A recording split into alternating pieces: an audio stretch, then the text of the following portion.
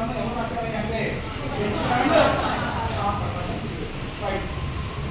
మరి ఈ నిర్వచనాలన్నీ మీరు గమనించినట్లయితే అభ్యసనం అనేది అనుభవంలో వచ్చేటువంటి ప్రవర్తన శాస్త్రీయమైనటువంటి మార్పు, శాస్త్రీయమైన ప్రవర్తన మార్పే కానీ తాత్కాలికమైన మార్పు కాదు, పరిణితంలో వచ్చే మార్పులు కావు, మత్తు పదార్థాలు జబ్బులలో వచ్చేటువంటి మార్పులు కావు అని మీకు అర్థమైపోయింది. అవునా? రైట్.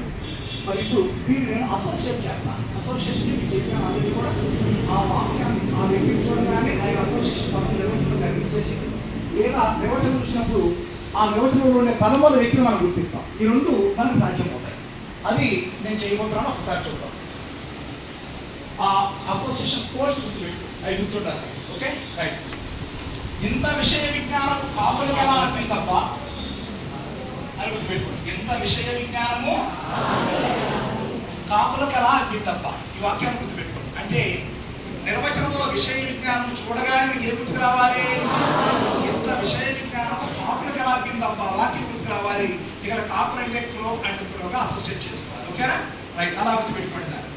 నెక్స్ట్ ఇక్కడ చూడండి, డి బోజ్ డివి, డి బోజ్ డివి, దృఢమైన బంధం డివి, డివి డివి అసోసియేట్ చేసుకోండి. డివి డివి అంటే డివి అంటే డి బోజ్, డివి అంటే దృఢమైన బంధం, డివి డివిగా అసోసియేట్ చేసుకోండి.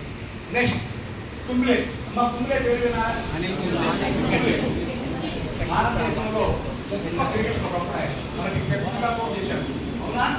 ఆయన తన శక్తి సామర్థ్యాలన్నీ ఉపయోగించి మన భారత జట్టుని